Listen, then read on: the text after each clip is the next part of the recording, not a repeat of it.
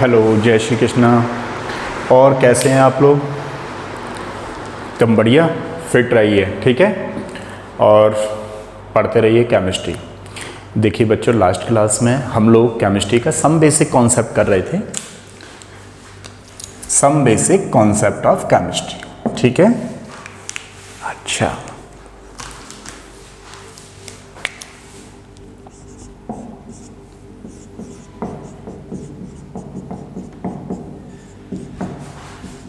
Chemistry, यही chapter चल रहा था हमारे पास, है ना, some basic concept of chemistry.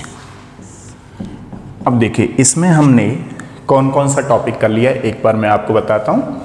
हमने सबसे पहले साइंस एंड केमिस्ट्री क्या होती है ये हमने देख लिया था, ठीक है। दूसरा कौन सा टॉपिक था हमारा जो हमने किया था, टाइप्स ऑफ केमिस्ट्री।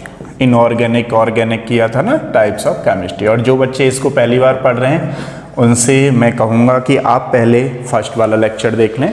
फर्स्ट वाले लेक्चर को देखने के बाद डेफिनेटली आपको ये समझ में आएगा, ऐसी उम्मीद करते हैं। और अगर फिर भी नहीं समझ में आए तो आप पूछ सकते हैं, कोई भी कमेंट्स बॉक्स में लिख करके बता सकते हैं, जिससे और भी अच्छा बना सकते हैं, ठीक है ना। ये तो देखिए एक लर्निंग प्रोसेस है, अच्छा बनाने की कोशिश हमेशा करते रहेंगे। देखिए ये हमने कर लिया science and chemistry, types of chemistry. Third वाला था हमारे पास इम्पोर्टेंस ऑफ केमिस्ट्री, जिसको हम एप्लीकेशन बोल रहे थे। शायद आपने ध्यान दिया होगा कि जैसे कैंसर ट्रीटमेंट के लिए टैक्सोल यूज़ किया जाता है, सिस्प्लेटिन यूज़ किया जाता है, ऐसे ही एड्स के लिए AZT एजिडोथायरमिडीन यूज़ की जाती है। वो इम्पोर्टेंस था, हर जगह बहुत ज़्यादा बताया था मैंने। और फोर्थ वाला था nature of matter. Nature of matter को फिर हमने क्या किया था, जैसे फिजिकल बेसिस पे, केमिकल बेसिस पे, माइक्रोस्कोपिक बल के बेसिस पे भी हमने क्लासिफाई किया था। फिजिकल स्टेट के बेसिस पे ये 3 टाइप्स का होता था, कौन कौन सा, solid, liquid and gas.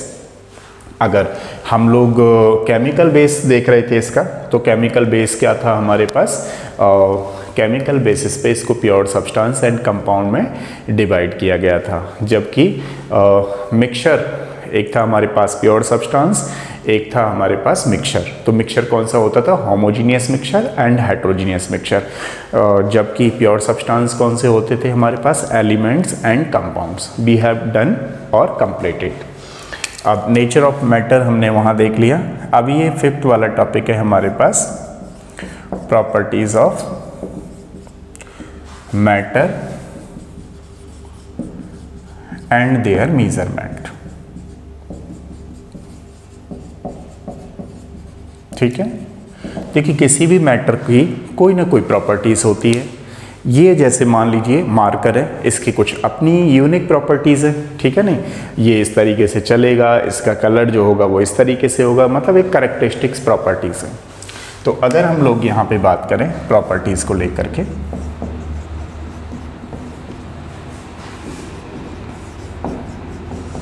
Measurement, ठीक है। तो देखिए इसमें हम लोग क्या कहेंगे, every matter has unique and characteristics properties.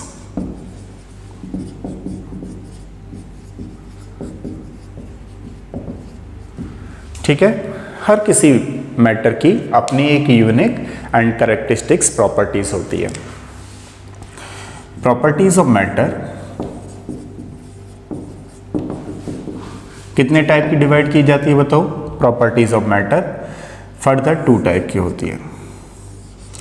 एक तो होती है हमारे पास फिजिकल प्रॉपर्टीज, एक को हम लोग क्या बोलते हैं, फिजिकल प्रॉपर्टीज, और दूसरी वाली को क्या बोलेंगे, केमिकल प्रॉपर्टीज।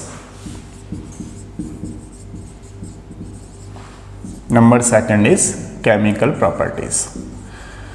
देखिए अगर हम बात करें फिजिकल प्रॉपर्टीज की, तो फिजिकल प्रॉपर्टीज का मतलब होता है they are major without changes its identity and composition, that is called the physical properties. तो measured without changes its identity and composition, that is called physical properties। ठीक है, जैसे for example boiling point, melting point, है ना, और density etcetera. जबकि chemical properties में क्या कहेंगे, शायद आपको समझ में आ रहा होगा। देखिए हम लोग टॉपिक कर रहे हैं properties and measurement. Every matter has unique and characteristics properties. Properties of matter can be further divided into two types, physical properties and chemical properties। Physical properties means they are measured without changes its identity and composition, that is called a physical properties, है ना। और chemical properties में क्या है, जब हम chemical properties को measure करेंगे तो उसमें chemical changes आएंगे। तो हम क्या बोलेंगे इसमें, to measurement, और ये थोड़ा स्लो चैप्टर चलेगा, आपको बता दूं क्यों, क्योंकि समझ रहे हो आप, नाम ही चैप्टर का है सम बेसिक कॉन्सेप्ट। धीमे धीमे आपको भी लगेगा कि अच्छा इस तरीके से नहीं, ये थोड़ा स्लो में पढ़ाना है आपको, है ना। टू मेजरमेंट और observation of chemical properties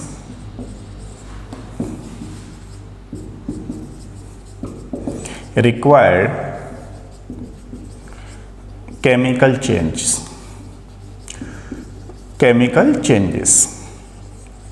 for example acidity, ठीक है, basicity, combustibility etc।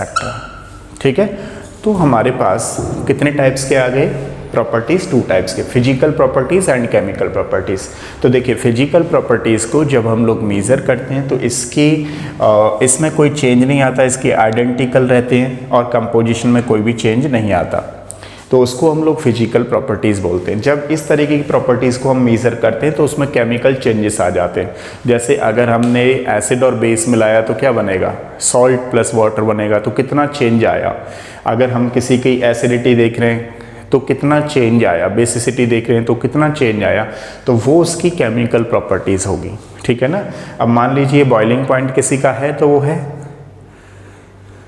तो इस तरीके से जो हैं। अब मेल्टिंग पॉइंट किसी का है तो वो तो फिक्स है, वही आइस जो है जब आप मेल्ट हो रही होगी आइस तो कुछ नया टेम्परेचर तो उसमें लगने वाला नहीं है, 0 डिग्री सेल्सियस पे मेल्ट होगी, तो इसलिए वो फिजिकल प्रॉपर्टीज़ है मेल्टिंग पॉइंट। समझ रहे हो ना, इस तरीके से। अब देखिए क्या हुआ कि अगर हम देखें कि कोई भी matter, any matter like as the area, volume, length is required to quantitative analysis. Quantitative analysis का मतलब कितनी लेंथ है, कितनी हाइट है, कितना एरिया है, इस तरीके की मेजरमेंट करने के लिए हमें एक यूनिट की बड़ी रिक्वायरमेंट होती है। ठीक है, तो बाद में जब ये किया गया तो एक यूनिट की रिक्वायरमेंट हुई। जब यूनिट की रिक्वायरमेंट हुई तो वहाँ पर दो तरीके के सिस्टम, पहले तो दो तरीके के सिस्टम यूज़ किए जाते थे, जिसको हम लोग English system and matric system बोलते थे। ठीक है, इंग्लिश सिस्टम बहुत ज़्यादा कन्वीनियंट नहीं था। जैसे मान लीजिए अगर मैं आपसे पूछूं कि इस बोर्ड की लेंथ कितनी है तो आप कहोगे 6 फीट, 6 केवल, फिट नहीं 6, तो 6 का अंदाज़ा नहीं लग पा रहा था ये क्या है, कौन सी मेजरमेंट स्केल है। अगर मैं कहूँ आपसे कि मेरा वेट जो है वो 80 kg है तो 80 kg में तो समझ में आ रहा है kg है, लेकिन अगर ऐसा बोल दिया जाए 80 है तो उसमें समझ में नहीं आता था। और ये चीज़ जो चल रही थी वो इंग्लिश सिस्टम में चल रही थी, जबकि मैट्रिक सिस्टम जो है बड़ा कन्वीनियंट सिस्टम था और ये ऑरिजिनेट हुआ है फ्रांस से 18th सेंचुरी में। ठीक है, वहाँ से लिया गया है। तो किसी भी मैटर को मेज़र करने के लिए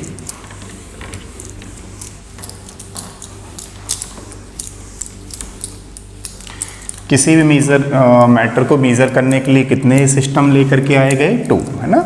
एक इंग्लिश सिस्टम, एक metric system. English system convenient नहीं हुआ, इसमें न्यूमेरिक वैल्यू तो थी लेकिन यूनिट नहीं थी। एक मैट्रिक सिस्टम था।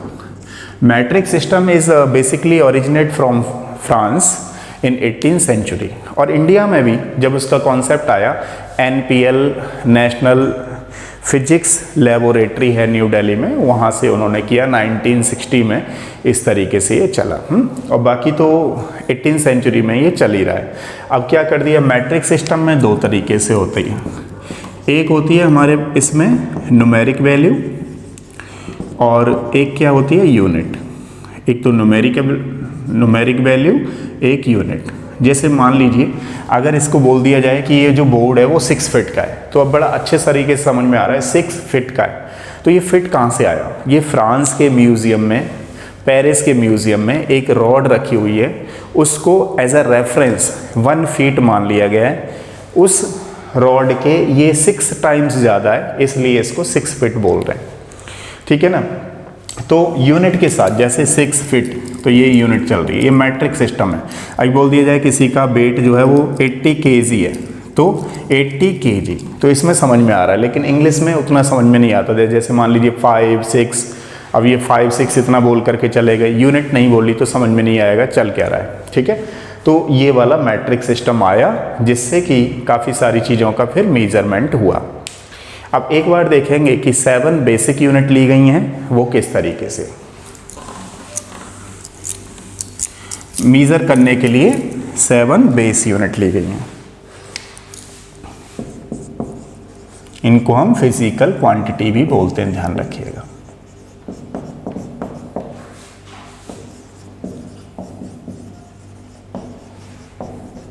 तो आपको थोड़ा सा मैं ऐसे बताऊंगा इसको, ताकि आपको याद रहेगा ये। ठीक है। लेंथ, मास और टेम्परेचर को, लेंथ, मास और टेम्परेचर को टाइम के साथ मेज़र कर लो, नहीं तो बड़ा इलेक्ट्रिक करंट लगेगा आपको। इलेक्ट्रिक करंट लग सकता है जब आपको मालूम पड़ेगा कि आपका अमाउंट ऑफ सब्सटेंस, मतलब आपका वेट जो है, अमाउंट ऑफ सब्सटेंस बोल रहे हैं इसको, बढ़ चुका है। जस्ट याद करने का है, इसको अदर वे में नहीं लेना। ठीक है। कि आप लेंथ, मास, टेम्परेचर टाइम के साथ मेज़र कर लो, नहीं तो इलेक्ट्रिक करंट आपको लग सकता है, ये जानकर कि amount of substance luminous intensity की तरह बढ़ चुका है।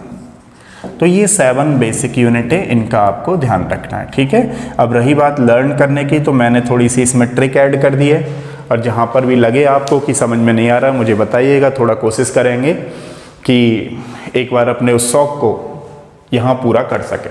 ठीक है। कर ही रहे, कोशिश करेंगे और भी कर सके। तो आपको कैसे समझ में आया ये? लेंथ, मास, टेम्परेचर को टाइम के साथ मेज़र कर लीजिए। कहीं ये ना हो कि इलेक्ट्रिक करंट लगे बाद में कि अच्छा आपका अमाउंट ऑफ सब्सटेंस बढ़ चुका है लुमिनस इंटेंसिटी के साथ। तो देखिए इसके जो है सिंबल होते थे पहले। सिंबल की बात करेंगे तो लेंथ को पहले क्या बोला जाता था बताइए? मीटर, है ना। लेंथ को मीटर बोलते हैं। मास को क्या बोलते हैं बताओ? मास को केजी, किलोग्राम में मेजर किया जाता है, किलोग्राम।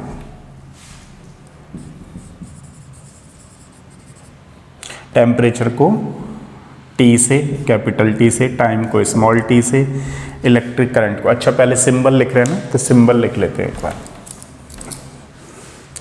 लेंथ मतलब एल लगाओ यहाँ पे, मास मतलब एम लगाओ, टेम्परेचर मतलब टी, टाइम मतलब टी, इलेक्ट्रिक करंट आई। ठीक है। Amount of substance N, luminous intensity I भी। ठीक है। इस तरीके से अब यहाँ पे ये आ जाता है। इसकी एसआई यूनिट जो है वो मीटर है, ध्यान रखिएगा। मास की किलोग्राम है, किलोग्राम। ठीक है। टेम्परेचर की केल्विन है,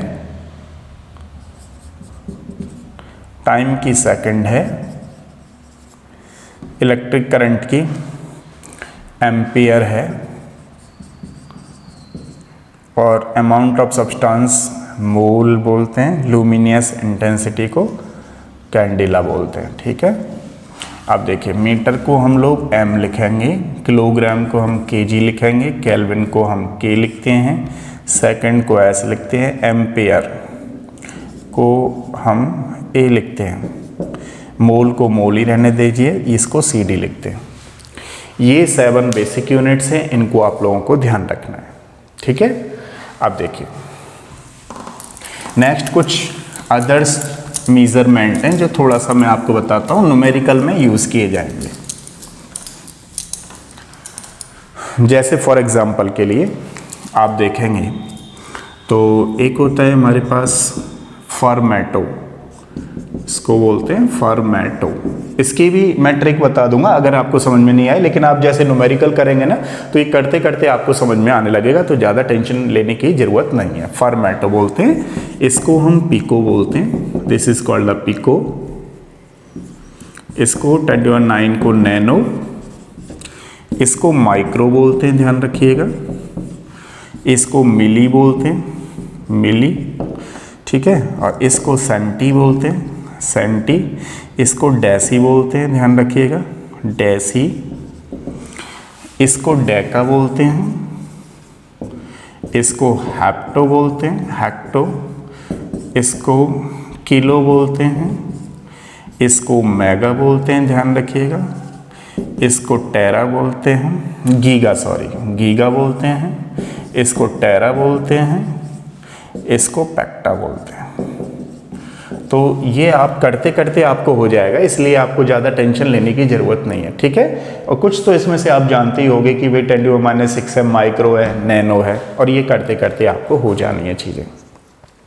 अब चलिए करते हैं थोड़ी सी चीज़ें मास वगैरह के लिए।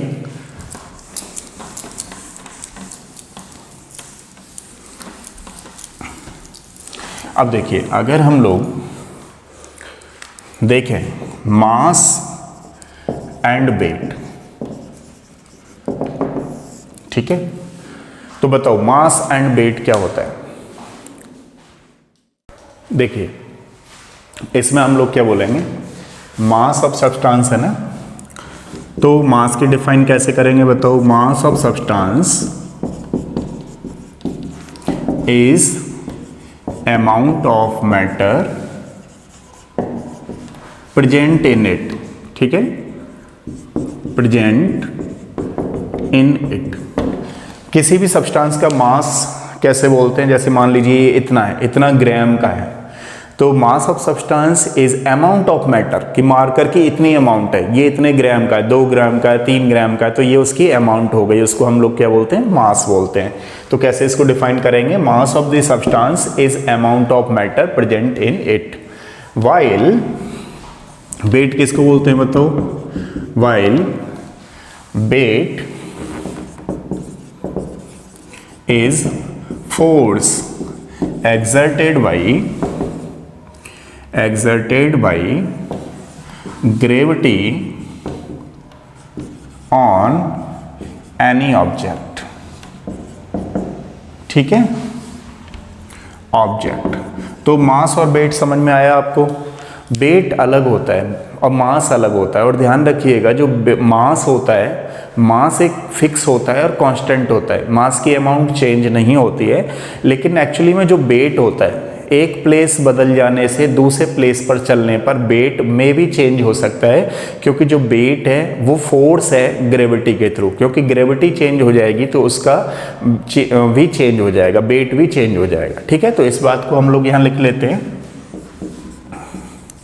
Mass of substance is constant while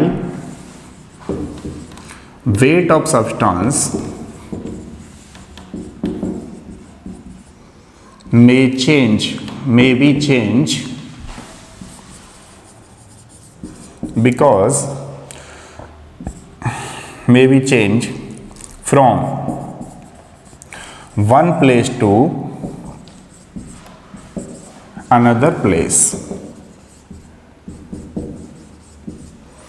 by changing gravity. ठीक है, इसका आप लोगों को ध्यान रखना है। तो मास ऑफ सब्सटेंस की जो यूनिट होती है, मास की यूनिट क्या है, ऐसा unit of mass is equal to होता है किलोग्राम। तो 1 kg इज इक्वल टू कितना हुआ बताइए, 1000 ग्राम। इसको ध्यान रखें। ये बात समझ में आ गई आपको, मास ऑफ सब्सटेंस क्या होता है। देखिए नेक्स्ट करते हैं वॉल्यूम। बताओ वॉल्यूम क्या होता है। चलो देखिए, जैसे अगर हम बात करें वॉल्यूम की, तो एक क्यूब ले ली हमने, दिस इज द क्यूब। ठीक है, अब इसकी हाइट सपोज करिए 1 मीटर है। तो पहले तो ये देखो वॉल्यूम क्या होता है। तो the space occupy of matter, ऐसा कोई स्पेस जिसमें मैटर ऑक्यूपाई हो सकता है, that is called the volume, है ना। The space occupy of matter is said to be volume. अब वॉल्यूम ऑफ द क्यूब कैसे निकालेंगे बताओ। वॉल्यूम ऑफ द क्यूब हम लोग क्या निकालेंगे, 1 centimetre 1 centimetre and 1 centimetre is equal to कितना हो जाएगा, 1 centimetre cube is equal to क्या हो जाएगा, 1 सेंटीमीटर क्यूबिक के बराबर, 1 cc के बराबर। अब ये क्या है, ये लेंथ है, लेंथ है, ये विड्थ है, ये विड्थ है। ठीक है, ये क्या है, ये हाइट है, लंबाई गुणा चौड़ाई गुणा ऊंचाई। तो ये क्या निकल के आ जाएगा, वॉल्यूम निकल के आ जाएगा। अब आप कहो सर आपने तो मीटर मान रखा है, नहीं मीटर ले लीजिए ना आप लोग। 1 metre into 1 metre into 1 metre is equal to कितना हुआ, 1 मीटर क्यूब। अब मान लीजिए इसको हम 100 centimetre into 100 centimetre into 100 centimetre is equal to क्या बोलेंगे, 10⁻⁶ सेंटीमीटर क्यूब। ठीक है, इस तरीके से। तो ये सारी यूनिट है। अब जो वॉल्यूम है उसकी एक यूनिट और होती है जिसको आप लोग 1 लीटर बोलते हो। तो 1 लीटर इज इक्वल टू कितना ml होता है, 1000 ml। ठीक है, इस तरीके से आपको ध्यान रखना है। तो ये कई सारी यूनिट होती हैं वॉल्यूम की। कौन कौन सी यूनिट होती हैं, मिली, लीटर, डेकामीटर क्यूब। ठीक है, और इधर ये मीटर क्यूब, सेंटीमीटर क्यूब, इस तरीके से इसकी यूनिट होती हैं। ये आपको ध्यान रखना है। तो आपको मास समझ में आया, mass and weight and volume. Next करते हैं density and temperature.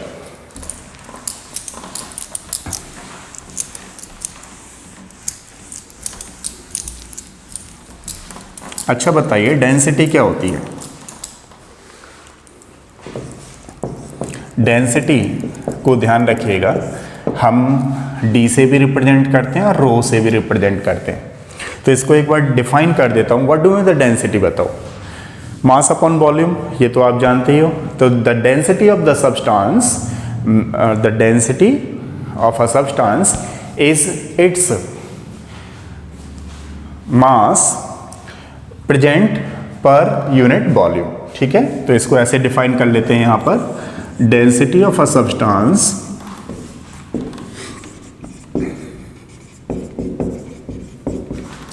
is amount of mass of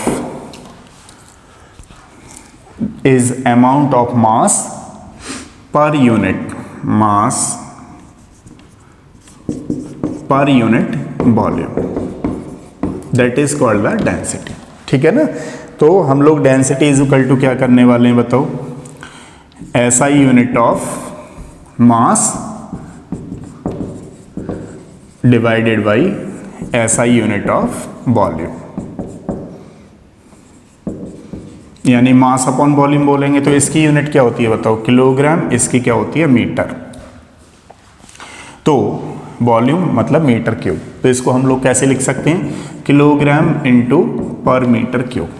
लेकिन एक्चुअली में क्या होगा, ये वैल्यू जो केमिस्ट के लिए यूज़ नहीं हो सकती क्योंकि थोड़ी ज़्यादा बड़ी हो गई है वैल्यू, तो इसको हम क्या करते हैं, ग्राम पर सेंटीमीटर में जनरली यूज़ करते हैं। जो केमिस्ट होते हैं जनरली इसको छोटी वैल्यू में यूज़ करते हैं, तो ग्राम पर सेंटीमीटर क्यूब डेंसिटी की यूनिट होती है, ये आपको ध्यान रखना है, ठीक है। अब बात करते हैं हम लोग टेम्परेचर पे।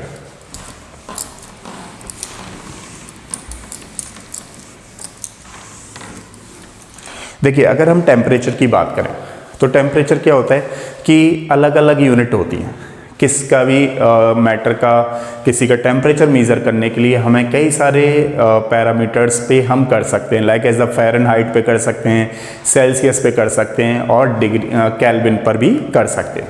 मान लीजिए अगर कोई 3 स्टूडेंट्स हैं, उनको अलग अलग स्केल दे दिए जाएं और बोला जाए अलग अलग स्केल दे करके कि इसकी टेम्परेचर की वैल्यू आप बताइए, तो ये पहला जो स्टूडेंट है इसको सेल्सियस वाला मिला हुआ है स्केल, दूसरा स्टूडेंट है इसको केल्विन वाला मिला हुआ है, तीसरे वाले को फ़ारेनहाइट मिला हुआ है। पहली चीज़ तो आपको ये पता होना चाहिए कि जब हम लोग सेल्सियस को केल्विन में चेंज करते हैं तो 273.15 स्टैंडर्ड वैल्यू है वो यूज़ करते हैं, ठीक है। तो ये plus degree Celsius is equal to क्या निकल के आ गया हमारे पास, kelvin, K is equal to होता है केल्विन। अगर आप लोग फ़ारेनहाइट कर रहे हो तो फ़ारेनहाइट के लिए 9/5 डिग्री सेल्सियस प्लस कितना यूज़ करते हैं 32, ये वैल्यू आपको ध्यान होना चाहिए, ठीक है। अब देखिए जैसे मान लीजिए अगर यहाँ पे हम देखें 0 डिग्री सेल्सियस टेम्परेचर पे ये मेल्टिंग ऑफ आइस, ठीक है, तो यहाँ केल्विन उस समय कितना हो रहा होगा 273, इस बच्चे का जो स्केल आएगा वो 273 आएगा और इसका कितना आने वाला है बताओ 32 डिग्री फ़ारेनहाइट। अब देखो जो रूम टेम्परेचर होता है वो होता है 25 degree Celsius, this is the room temperature. तो इस समय ये 25 है तो इसमें 273.15 को छोड़ दो, 25 ऐड कर दीजिए तो कितना आ गया 298। तो इस समय इस बच्चे का कितना आ रहा होगा 298 केल्विन, और यहाँ कितना जा रहा होगा, ठीक है 766 कितना है 9/5 इंटू कितना हो गया हमारे पास 25 प्लस 32, ठीक है 40, ठीक है। तो कितना हो गया 66, ये हो गया 45 प्लस 32 77 डिग्री फ़ारेनहाइट हो गया, ठीक है। अब देखिए अगर हम बॉडी टेम्परेचर की बात करें तो बॉडी टेम्परेचर कितना होता है 37 डिग्री सेल्सियस, ये ह्यूमन बॉडी टेम्परेचर होता है। जिस समय आप इसको करेंगे कितना आएगा 310 273 एंड 37, ये 310 आएगा, ठीक है केल्विन। यहाँ पे कितना चला जाएगा 98.6 फ़ारेनहाइट चला जाएगा, ठीक है, डिग्री फ़ारेनहाइट भी बोल सकते हो आप लोग। अगर हम लोग यहाँ पे बात करें कि 100 डिग्री सेल्सियस टेम्परेचर, इसको क्या बोलते हैं boiling point of water H2O, तो यहाँ पे कितना हो रहा होगा 373 केल्विन और यहाँ पे कितना हो रहा होगा 212 डिग्री फ़ारेनहाइट, ठीक है ना। तो ये था हमारे पास टेम्परेचर का। तो देखिए ये थोड़ा सा स्लो चलेगा क्योंकि सारी चीज़ें हम धीमे धीमे सीखते जाएंगे, तब जा कर के बेसिक कॉन्सेप्ट डेवलप होता जाएगा। और सीखना भी इसी तरीके से, मालूम पड़ा कि मैं आपको जल्दी करा रहा हूँ फिर ये जल्दी में समझ में नहीं आएगा, ठीक है ना। तो चलिए एक बार रिकैप करते हैं हमने क्या क्या सीखा। देखिए हमने अभी तक इस चैप्टर में क्या सीख लिया है, केमिस्ट्री के टाइप्स, इम्पोर्टेंस ऑफ केमिस्ट्री, उसके बाद नेचर ऑफ मैटर। आज हमने किया है properties of matter and their observation, ठीक है ना। Measurement, properties of matter and their measurement में हम लोगों ने देखा कि किस तरीके से मैटर की 2 तरीके की प्रॉपर्टीज़ होती हैं, एक फिजिकल प्रॉपर्टीज़ होती है, केमिकल प्रॉपर्टीज़ होती है। फिजिकल प्रॉपर्टीज़ क्या होती है, without changes identity and composition वो प्रॉपर्टीज़ यूज़ की जाती है। इसको जब हम मीज़र करते हैं तो इसकी केमिकल प्रॉपर्टीज़ में चेंजेस आते हैं, तब हम मेज़रमेंट कर सकते हैं। तो ये केमिकल प्रॉपर्टीज़ हो गए। दो तरीके के मेज़रमेंट सिस्टम आए, एक को इंग्लिश सिस्टम बोला गया, मैट्रिक सिस्टम बोला गया। फ्रांस से इसको ओरिजिनेट हुआ है, ये ध्यान रखिएगा, ठीक है। अब जैसे हम ग्राम किलोग्राम बोलें तो फ्रांस के म्यूजियम में, पेरिस के म्यूजियम में एक ग्रेन का दाना रखा हुआ है, उसको 1 ग्राम के इक्वल मान लिया गया है। उसका 1000 टाइम्स ज़्यादा हो जाता है तो हम 10,000 ग्राम बोल देते हैं। 1000 gram is equal to 1 kg मान लिया गया है ऐसा यूनिट में। तो ये जो 7 थे वो बेस यूनिट हैं, फिजिकल क्वांटिटीज़ हैं, उनको आपको ध्यान रखना है। और जनरली जो मैंने अभी आपको बताया वो थोड़ी सी वैल्यू यूज़ की जाएगी। जैसे मान लीजिए पिको है तो वो थोड़ा आपको कन्वर्जन सिखाएंगे कि किस तरीके से कन्वर्जन यूज़ होते हैं। फिर हमने जनरली तौर पे मास एंड वेट को समझना चाहा है कि मास क्या होता है, वेट क्या होता है। फिर उसके बाद हमने वॉल्यूम को समझना चाहा है, फिर डेंसिटी मास अपॉन वॉल्यूम होती है। फिर हमने टेम्परेचर को देखा है कि किस तरीके से अप्लाई होगा, ठीक है ना। तो थोड़ा सा चैप्टर है, कोशिश कर रहे हैं इसको कि आपको और भी थोड़ा सा इंटरेक्टिव वे में बना पाएँ। लेकिन जब इसमें न्यूमेरिकल्स आएंगे तो आपको काफ़ी मज़ा आएगा। लेकिन अभी थोड़ा सा धीमे धीमे समझते रहिए ताकि आपके कॉन्सेप्ट बिल्डअप होते चलें, ठीक है। नेक्स्ट क्लास में मिलते हैं, तब तक के लिए अगर आपको पसंद आया हो तो शेयर करिएगा इस वीडियो को। Thank you so much.